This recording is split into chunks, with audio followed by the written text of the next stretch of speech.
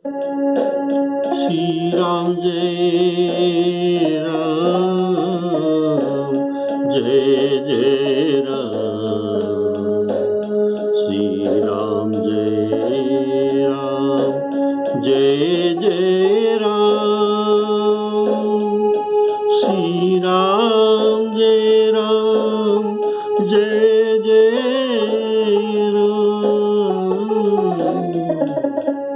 श्री राम जय राम, जय जय राम, जय जय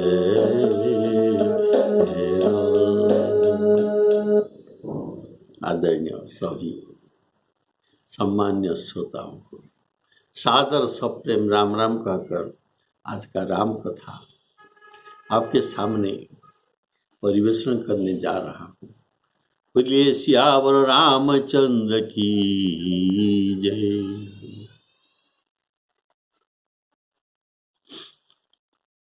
अंगद जी रावण के संवाद में अंगद जी कहते हैं तुम्हारे लंका एक गुलर के फल के समान है और तुम लंकावासी गुलर के फल के अंदर जंतु जैसा बसते हो और मैं बानर हूँ फल खाने वाला, इसीलिए मैं तेरी लंका को गुलर के फल के सदा भक्षण करी। ऐसा युक्ति सुनकर रावण मुस्काए, हंसा और कहा कि बाली तो ऐसे गाल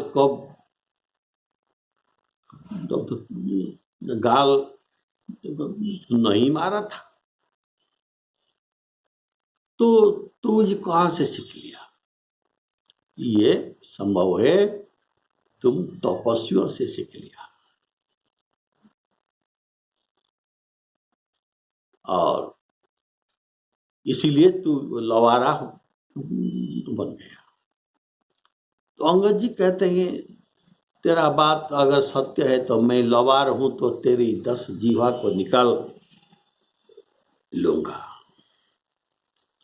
और श्री राम जी के प्रताप को स्मरण करके अंगद ने कोप करके सभा में इनका पद रोपा और कहा कि जो मेरा चरण उठा सकता है इस सभा में जो कोई भी हो, तब मैं यही शर्त रखता हूं कि यहाँ मेरा पराजय से राम जी का पराजय होगा और ये यहाँ से लौट जाएंगे और मैं सीता जी को भी दाब में लगाता हूं कि सीता जी को मैं हार गया। यहाँ ऐसे प्रतिज्ञा किया। जुगुति सुनत रावण मुस्काई, मूढ़ सिखी कहाँ बहुत जुठाई। बाली न कहूँ गाल समारा, मिली तपसीन ते भय सिलवारा। सांचे में लवार भुज बिहा, जौन उपारी तब जस जीहा।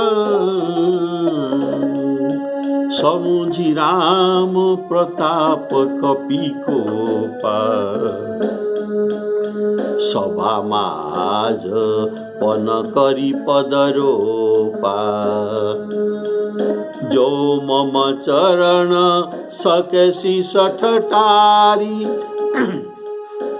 फिरही राम सीता में हारी। फिरही राम सीता में हारी।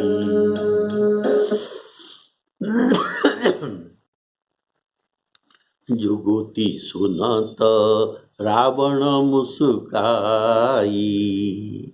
रावण विचार किया कि इससे बातों से जीतना कठिन है, अतः हंसकर इसे अपनी ओर कर लेना चाहिए। झूठ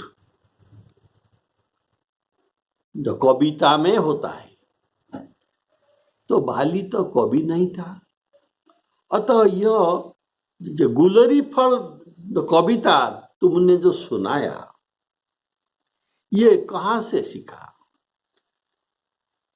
तब उनकी पिता की प्रशंसा करने लगा, बाली का प्रशंसा रावण करने लगा कि बाली न कबहू गाल समारा। अर्थात वह तो गंभीर स्वभाव वाला था, और तू उनका पुत्र भी वैसा गंभीर स्वभाव का होना चाहिए था। तू इन झूठ तपस्वियों से मिलकर, इनके संग से तू भी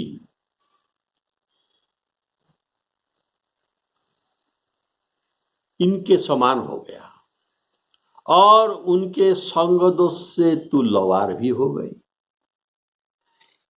अतः इनके संग त्याग कर अपने पिता की प्रकृति को धारण करो। वह हमारे मित्र था, बाली हमारे मित्र था, अतः तू भी हमारे मित्र बन जा। यहां रावण स्नेह से हंसकर कहता है, पर अंगद क्रोध से कहते हैं। क्या कहते हैं? सत्य ही मैं लवार भुज बीहा, जो न पारियूं तब 10 जीहा। तो तेरी 10 जीव को उखाड़ न डालूं तो मैं लवार ही हूं।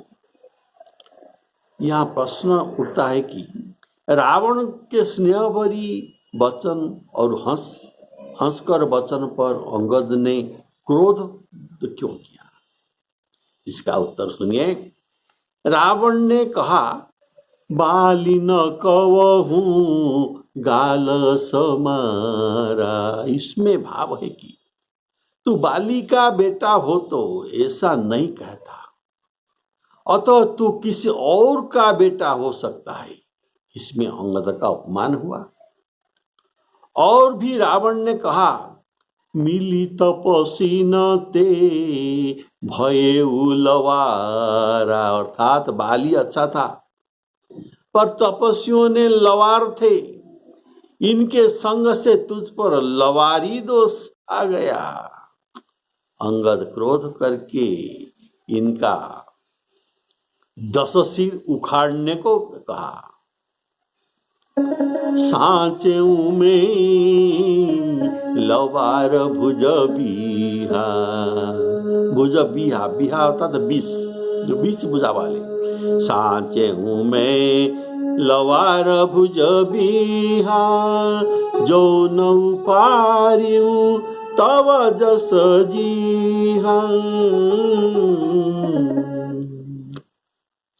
हाथ और पैर दोनों इनके विशेष आयुध हैं। हाथ में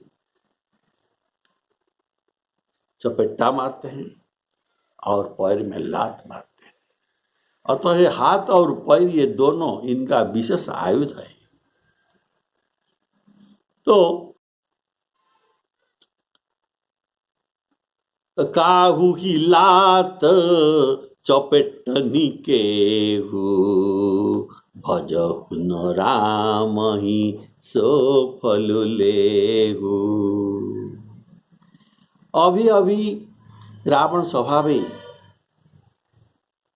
में अंगद जी 2 भुजदंड पृथ्वी को मारे थे। 2 भुजदंड तम की महिमारी, डोलत धरनी सभासद खसे।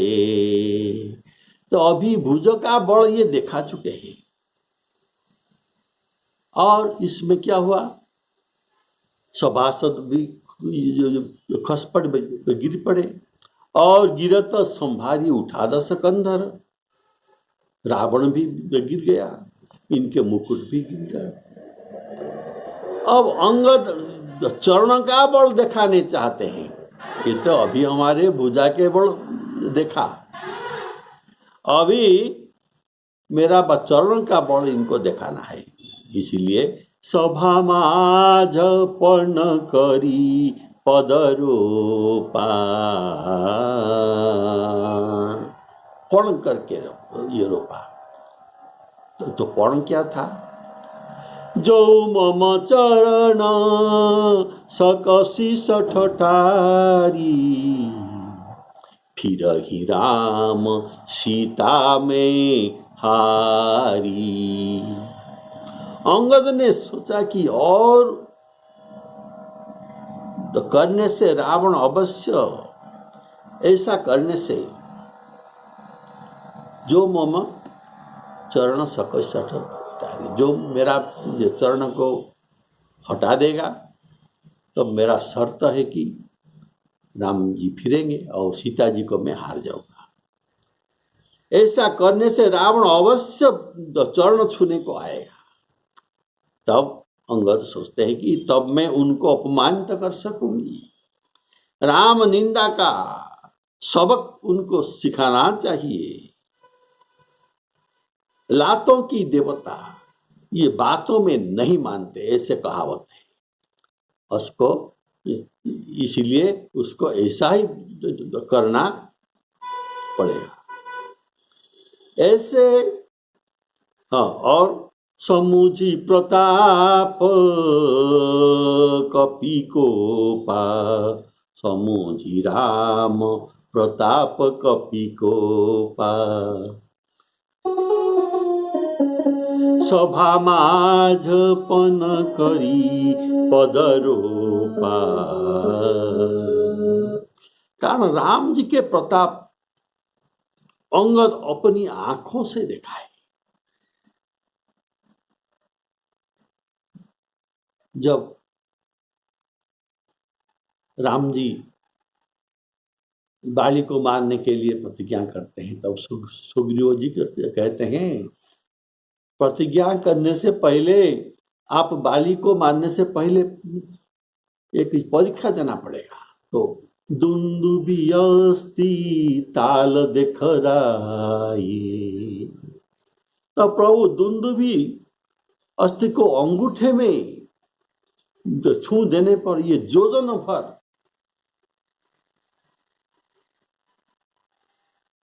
अंगूठी में छू कर उसे इतना बड़ा दुंदुबी अस्थि को ये जोजन भर फेंक दिया और जो सप्तताल एक बाण में उखाड़ दिया। तो दुंदुबी अस्ति ताल देखराए, बिनु प्रयास रघुनाथ डहाए। देखी अमित बल बारी प्रीति, यह देखकर सुग्रीव का प्रीति हो गया। तो ये था राम जी का प्रताप। और बाली को एक बाण से मारा, ये कोई सहज बात नहीं। ये भी राम जी का प्रताप, एक बाण से ये बाली को मार सके। और हनुमान जी को एक मुद्रिका देकर सब विघ्नों से उनकी रक्षा की। ये सीता के शोध लेकर रावण के सभा में वचन सुनाकर, उपदेश देकर लंका जालकर सकुशल चले आए। तो ये भी राम जी का प्रताप। तो राम जी का यही प्रताप और भी देखा कि पत्थर समुद्र में तैरने लगे। श्री रघुवीर प्रताप ते, सिंधु तरे पाषाण। तो अगर राम जी का प्रताप में ऐसा असंभव कार्य हो सकता है तो मेरा पांव लगाने से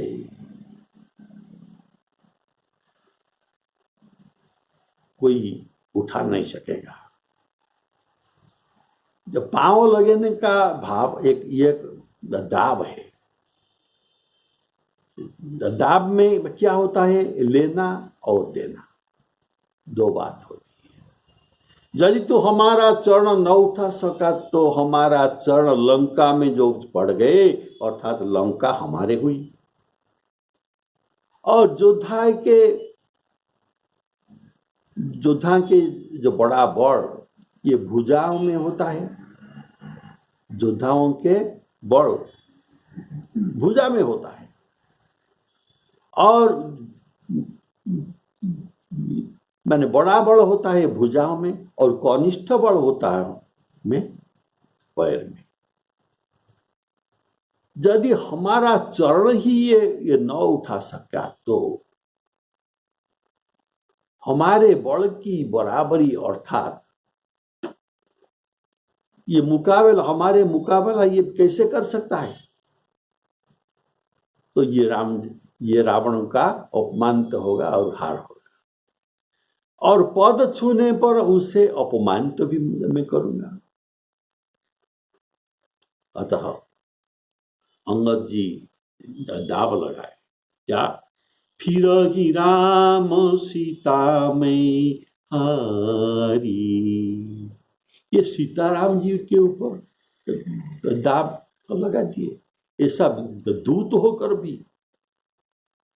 तो इसके बारे में थोड़ा हम अभी विचार करें, इसमें यथार्थता क्या है। देखिए, श्री रामचंद्र जी ने अंगद को अपना प्रतिनिधि दूत बनाकर भेजा है, जिसे हम अंग्रेजी में एम्बेसडर कहता है। इंडियन एम्बेसडर जाकर अमेरिका, इंग्लैंड में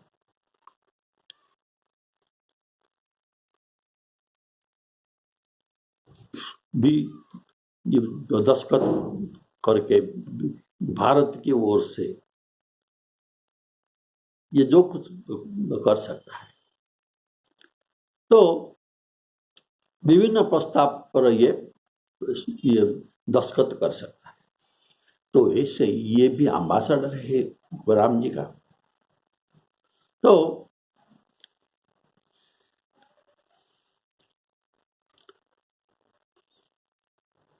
बोले श्यावर रामचंद्र की जय। और दूत पर ही उसका पूर्ण विश्वास भी है। श्री रामचंद्र जी का अंगद को दूत भेजने पर इनके ऊपर पूरा विश्वास भी है। इसीलिए उन्होंने कहा, बहुत बुझाई तुम्हारी का कहूँ, परम चतुर में जानत हूँ। तुम परम चतुर हो, तुम जो भी जो कहोगे ये ठीक है चीज कहोगे, इसीलिए तुमको कुछ कहना ना पड़ेगा। और श्री रामचंद्र जी तो जानते हैं कि यह जो कुछ कहेगा वह यथार्थ ही जो कहेगा, इसीलिए उनको पूर्ण अधिकार भगवान ने दे दिया है कि देखो ऐसा तुम तो बात करो। काज हमार तासु हित होई, रिपुस न करे हु बत कही सोई। इसीलिए अंगद जी राम प्रताप को दृढ़ विश्वास और प्राधान्यता देकर दाप लगाए। राम प्रताप समुझी कपि कोपा, सभा माझपन करी पद रोपा। कारण अभी उन्होंने देखा है कि श्री रघुवीर प्रताप ते सिंधु तरे पाषाण, और श्री राम जी का प्रताप शंकर भगवान भी ये वर्णन करते हैं। ये चाहे तो जो तृण को वज्र कर सकते हैं, और एक वज्र को भी अत्यंत छोटा क्षीण बल वाला तृण भी कर सकते हैं। तो ऐसा सामर्थ्य श्री रामचंद्र जी में है।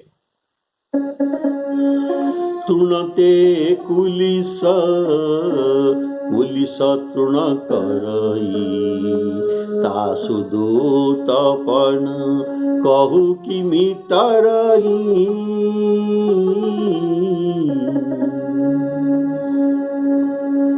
तासु दूतपन उमा की मिटरई। अतः उनको पूर्ण विश्वास है कि रावण भी चरण हटा नहीं सकेगा। इनके योद्धाओं के बारे में क्या कहूं, रावण स्वयं भी उठा न सकेगा। सीता जी कारण राम और कोई तो न उठा सकेगा, पर रावण भी आएगा। क्यों आएगा? इनका फायदा है। कैसा फायदा? सीता जी की बिना युद्ध किए प्राप्ति हो जाएगा और दूसरे रावण की राज्य भी बना रहेगा, कोई निशाचर भी नहीं मरेंगे और राम जी खाली हाथ लौट जाएंगे और विभीषण के लिए ये युद्ध भी न कर सकेंगे। अतएव रावण अवश्य चरण उठाने को आएगा, ऐसा उनके विश्वास था अंगद के। केवल अंगद के चरण उठा देने से इतना सारे लाभ को रावण कैसे ठुकरा सकता है?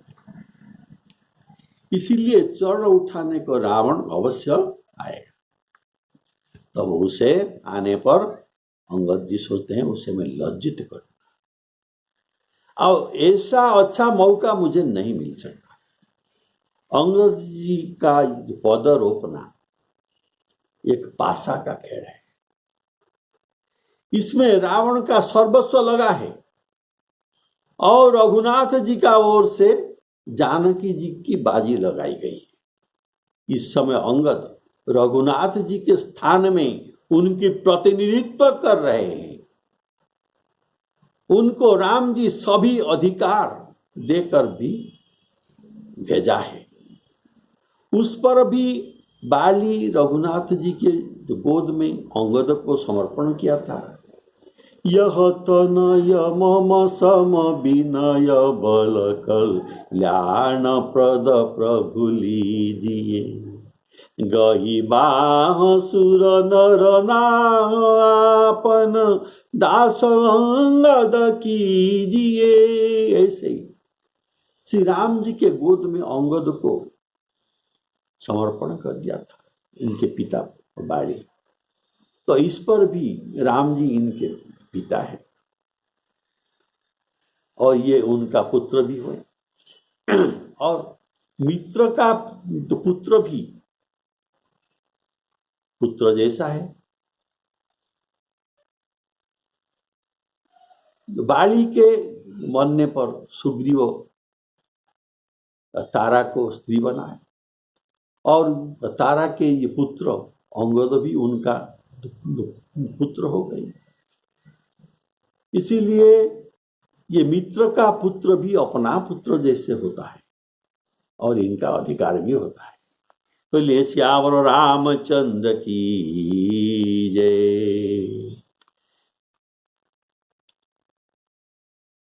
जैसे बाली से भिड़ने के लिए सुग्रीव को प्रभु विशाल बल देकर भेजा था। पठवा पुनि बल देई विशाला पुनि नाना विधि भये लराई बिटपोट देखहि रघुराई। जैसे उनको बल देकर बाली से भिड़वाए थे प्रभु, वैसे भी अंगद को बहुत बल देकर भेजा है। अतः प्रभु के प्रताप को स्मरण करते अंगद को असीम बल प्राप्त हुआ। यह राम जी का अपना इच्छा भी है। राम जी की अपनी इच्छा से इनको असीम बल प्राप्त हुआ और अंगद निमित्त मात्र बन गए। प्रभु के इच्छा को ये कार्यकारी कर रहे हैं। अंगद एक निमित्त मात्र बन गए। अतः अंगद का वाग्यंत्र जो कुछ कह रहा है ये अंगद नहीं कर रहे हैं, ये स्वयं राम जी ही अंगद के मुख रूपक वाग्यंत्र के द्वारा जो कुछ कह रहे हैं ये स्वयं प्रभु ही कह रहे हैं। हारही फिरही राम सीता में हारी। तो ये वाग्यंत्र से भगवान के जो दैवी हुए संग मम माया दुरत्तया यही बोल रहा है अंगद के मुख से। अंगद निमित्त मात्र है, अतः वे जगदम्बा सीता को दाम में लगा रहे हैं, नहीं तो ये नहीं लगा सकते। इनके अंदर श्री राम जी विराजमान होकर उमादारु जो सीत की नाई सबही नचावत राम गोसाई, ऐसे अंगद को ये नचा रहे हैं। तुम ऐसा बोलो। तो रावण अपना योद्धाओं से बोला, अरे सब सुभट मेरे सुनो, पैर पकड़कर इस बानर को पृथ्वी पर पछाड़ दो। इंद्रजीत आदि अनेक बलवान योद्धा प्रसन्न होकर उठे, बहुत बड़ और अनेक उपाय करके इनके पद उठाने के लिए झपटते हैं, पर अंगद के पैर नहीं डरता। तब सब सिर नीचा करके तो बैठ गए।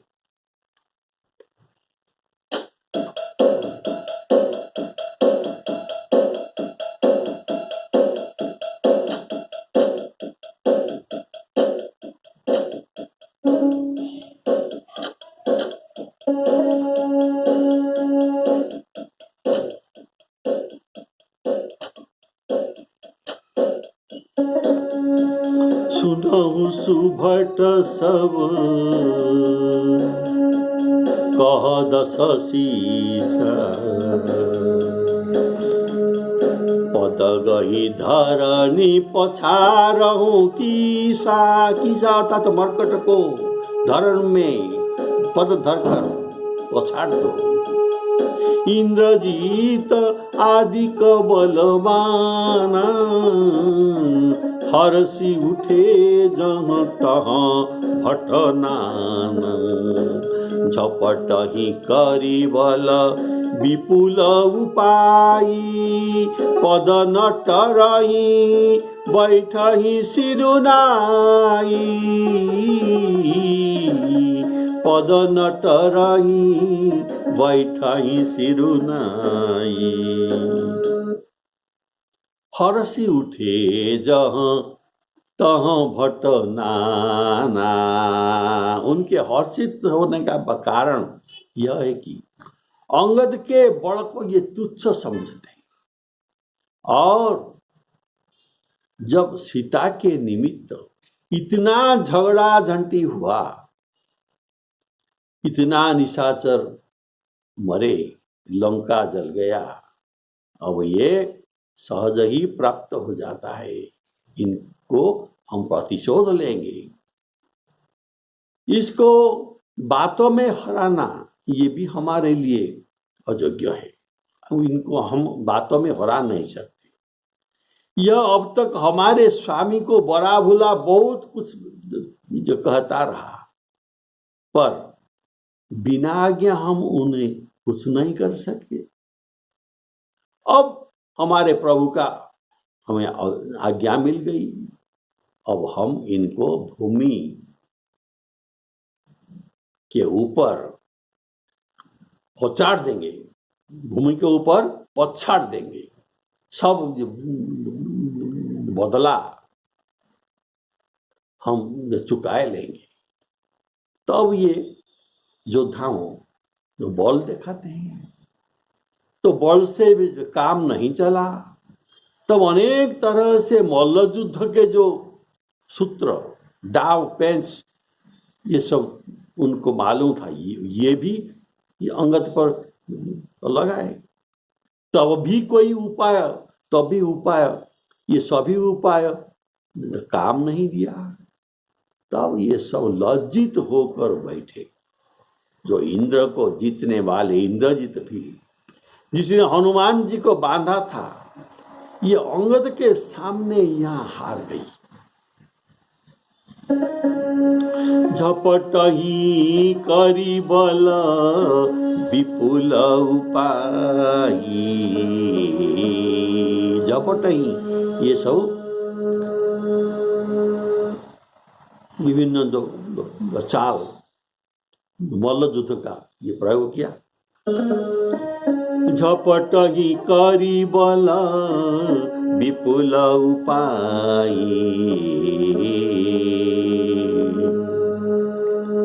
पद नटराई बैठही सिरुनाई।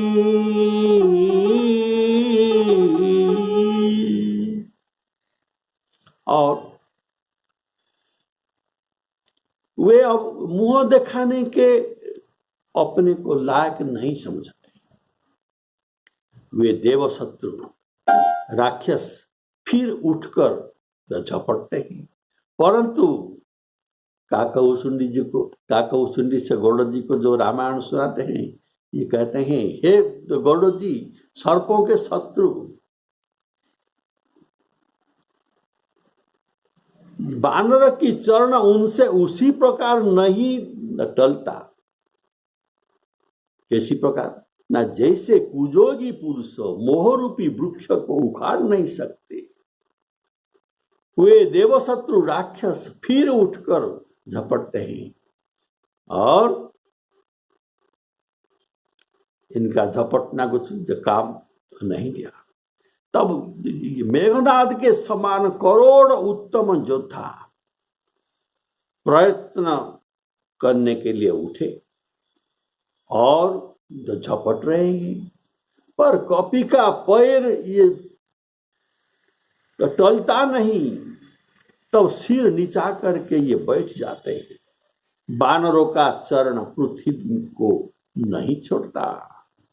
यह देखकर शत्रु का गर्व दूर हो गया। जैसे करोड़ों विघ्न होने पर भी संतों का मन नीति से नहीं छोड़ते, वैसे कपि का चरण पृथ्वी को नहीं छोड़ता।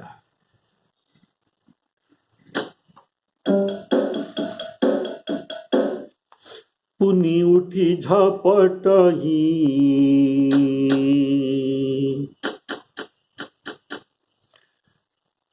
पुनि उठी झपटही सुरआराती।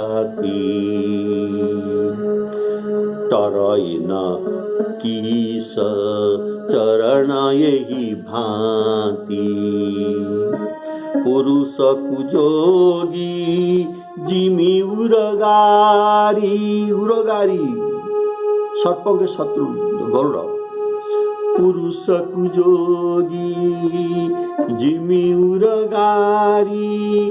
मोह बिटप नहीं सकही उपारी। कोटिन मेघ नाद सम सुभट उठे हरसाई। सुभट उठे हरसाई। झपट ही टरै न कपि चरण। पुनि बैठही सिरुनाई। भूमि न छाड़त कपि चरण। भूमि न छाड़त कपि चरण। देखत रिपु मद भाग। इनका गर्व चूरमार हो गया। अब कोटि विघ्न ते संत कर। मन जिमि नीति न त्याग। मन जिमि नीति न त्याग। इंद्रजीत समय तो समस्त योद्धा, कोई भी अंगद के पद को हिला न सके। अब किसका पारी है? रावण का पारी है। तो रावण आएगा। तो ये उठाए कि नहीं, और अंगद कैसे इनको अपमान करता है, ये बात आप अगले एपिसोड में सुनेंगे। बोलिए श्यावर रामचंद्र की जय। श्री सीतारामार्पणमस्तु।